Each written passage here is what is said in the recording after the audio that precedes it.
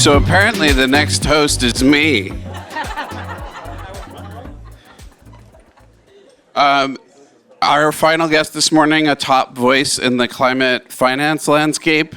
I want you to welcome to the stage the Rockefeller Foundation President, Dr. Rajiv Shah.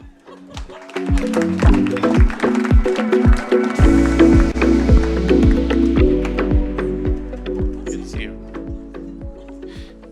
We didn't get to meet backstage because I was told to turn around. But first, congratulations on the Mission 300 announcement late last week. Can you tell folks what you're trying to do with that and why this is so significant? Yeah, well, first, it's great to be with you. It's great to be here. It's great to follow the secretary and to hear about Al Gore's sense of humor, which is fun, always fun.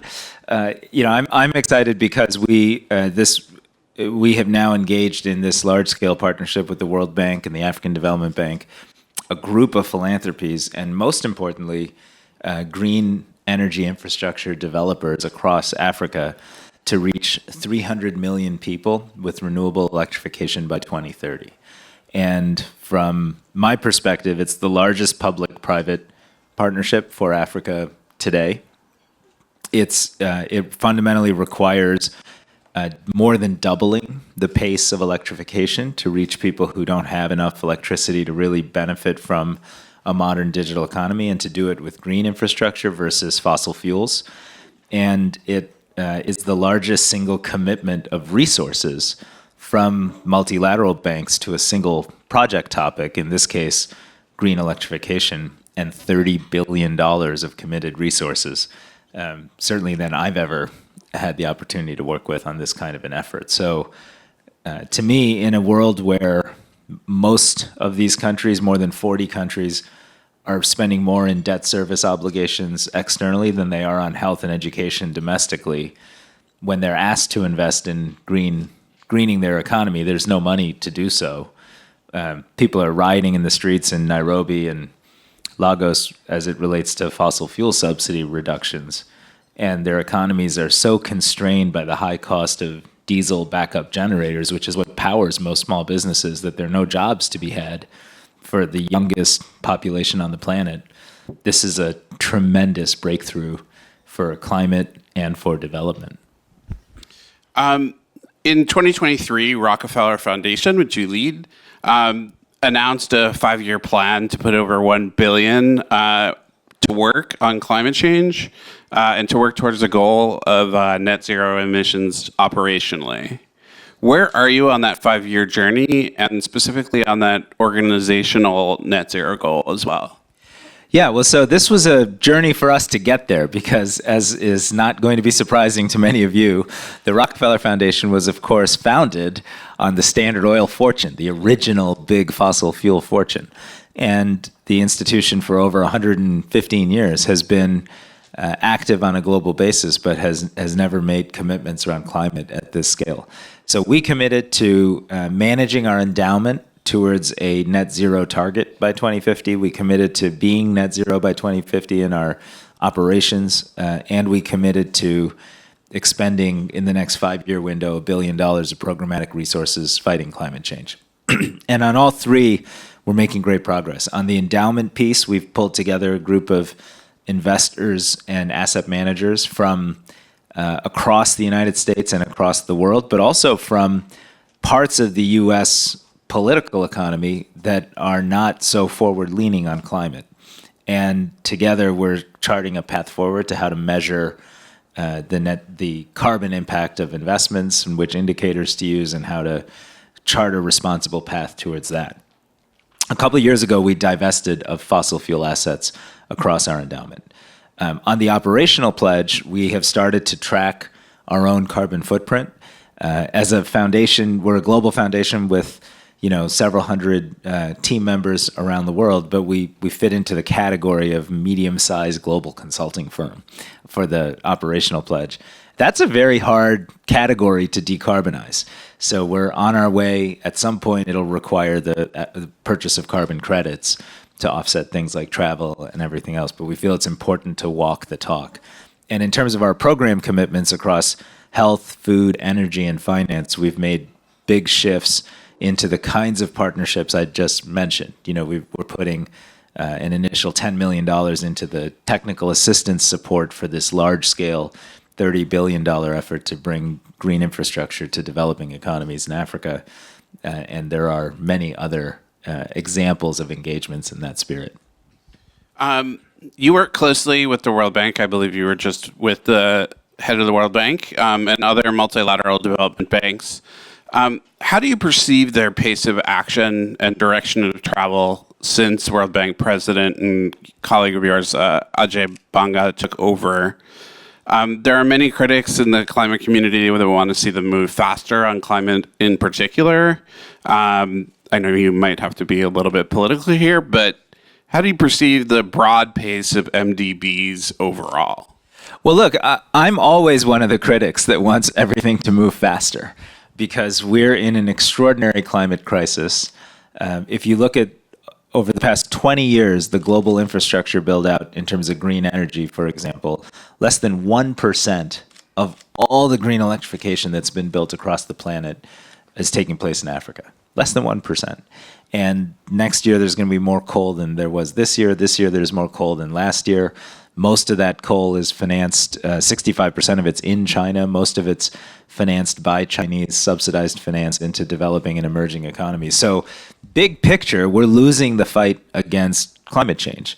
And big picture, unless we transition developing and emerging economies, big and small, from fossil fuels to renewables, no matter what we do in other parts of the world, we simply do not win the fight against climate change. So to me, all these institutions have to do more. The leaders often want to, and I think Ajay at the bank is very committed to being aggressive. He's got, 17, 18 shareholders he has to deal with that are all the countries that negotiate every specific action. And that's why we have to make sure this Mission 300 project works. They committed $30 billion to one big project. We've brought a group of philanthropists, the Rockefeller Foundation, the Bezos Earth Fund, the IKEA Foundation, probably 24 other organizations to the task and said, let's make this a public-private endeavor. That 30 billion should unlock somewhere between 40 and 60 billion in private capital in order for that infrastructure bill to actually reach 300 million people. But I will tell you, I was in Nigeria in June. I met with a woman who basically ran a small store that needed a refrigerator to keep drinks cold and things like that. And she said, look, I used to have a diesel generator. It cost me a ton of money to maintain and to get the fuel. I'd run it for a few hours a day. It was super unreliable. Now she has a solar battery system that we helped provide support for through a group called Sustainable Energy for All. And she's growing gangbusters. She put the refrigerators out in front of her storefront. Everybody wants a cold drink when it's 100 degrees out, and she's hiring people and expanding. And I went store by store by store to little agro processors that are, improving the quality of farm output. All of them are transforming their lives themselves through their own effort and ingenuity when they have access to power and electricity. And they're not going to get there with backup diesel generators in a world where that's just extremely expensive. So to me, yeah, everything should be moving faster, but the way to get there is to take a project like this and absolutely make it successful. So notwithstanding the positive announcement that you guys made with your partners, do you perceive some sort of geopolitical holding of breath at the moment, not just for the U.S. election, but for other events that are happening around the world? It seems that's like, as the kids like to say, that's like the vibe right now, at UNGA seems to be that. Holding your breath? Yeah. I think we've all been holding our breath for 5 years, and it's not just because of U.S. politics. So I wrote about this yesterday. If you look 10 years ago, because of the macroeconomic situation, there was $225 billion of public financial flows into developing and emerging economies.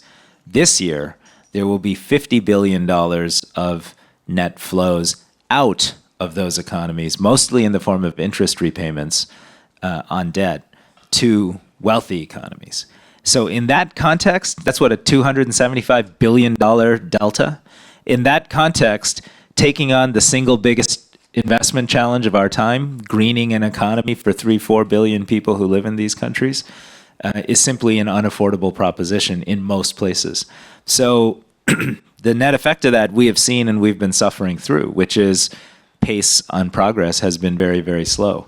And then on top of that, I think everybody is absolutely holding their breath and saying, in every single election across this planet, is it going to be more populist withdrawal from global cooperation, or is it going to be understanding that actually we're safer and more secure and we're living on a planet that's habitable if we make these investments in a smart way abroad? And it's tough out there, as you know. So yeah, I think we're all holding our breath. This is a very, very difficult, disastrous macroeconomic environment for taking on this fight. It's why I keep coming back to, we just need these shining examples of success, not just little pilot projects, not one woman running one store in one suburb of Lagos, but an effort to reach 300 million people with the kind of resources that we can muster right now. Taking that one step further, how do you see the global consequences of a second Trump term playing out? Just from chess pieces point of view. Well, if you just look at what happened during the first term, where you saw just pulling out of Paris and then the knock-on effects of basically taking down participation in all of the kind of global climate engagements, that would be extremely disastrous now. It was really disastrous then, but it'll be extremely disastrous now. And the flip side also has to be true. It's like whoever wins, doing what we're doing now, which is sort of piecing it together and living through an environment where those net resource flows have shifted so dramatically, as I described, from 225 billion to minus 50 billion. We need folks with creativity and innovation and plans to turn that around at scale. So it's not enough to say, hey, we're not pulling out of Paris. That's not going to achieve much. We actually got to drive real investment into the green economy in developing and emerging countries across this planet. And the only way we're going to do that is by scaling up IDA. This is basically how the World Bank gets funded. That's an opportunity to move real resources. By tapping into creative financial mechanisms, we helped create one called the Resilience and Sustainability Trust at the IMF. It's about $40 billion. That could be much, much, much larger with the right kind of political leadership. And working with partners in these countries to create what we call in the business local currency financing. But it's basically using our capacity to provide guarantees and first loss instruments so local pension funds and local banks can fund their own green transitions. If we do those things, and we do them at scale, and we do them with some courage, and we pay for them, then I can be optimistic. But if we, no matter who wins the election, if we just keep doing what we're doing now, it's not nearly enough. Let alone go in the other direction. Let alone going backwards. Yeah. We like to end with one fun thing. You've been all over the globe during your career, especially as the head of USAID and now with Rockefeller. What's the one country or one city that you most enjoy going back to? Most enjoy going back to? I didn't expect that. Gosh, there's so many amazing places. The place that I love going back to in particular is actually Cape Town in South Africa. I mean, South Africa in general is an amazing place. I first got to go there as a young student, just sort of seeing everything from the outside. Then I got to go once with President Obama and meet the extraordinary leadership there, including an effort earlier in my career where I had a chance to work with Nelson Mandela when he chaired something called the Global Alliance for Vaccines and Immunization. And I got to see his leadership, and then, in that same visit, see his jail cell. And then in that same visit, go to Cape Town and just experience the beauty of that place. So every time I go there, I think this is such an important microcosm of our whole world, with beauty and struggle and challenge, and it changes my perspective. And so I just love continuing to go. By the way, South Africa hosts the G20 next year, which might sound super nerdy and is, but at the end of the day, unless the 20 countries that make up the G20 come together and offer the kind of leadership that was offered after World War II to deal with true global challenges like climate change, we simply won't be successful. So South Africa will have one more chance in the near future to stand up and rise up to its own reputation for what it's achieved in our imaginations. Well, thank you so much for being here. Unfortunately, we're out of time, but thanks for joining us at Axios House. Thank you, everyone, for coming. Please stick around and enjoy some refreshments and networking. Thank you.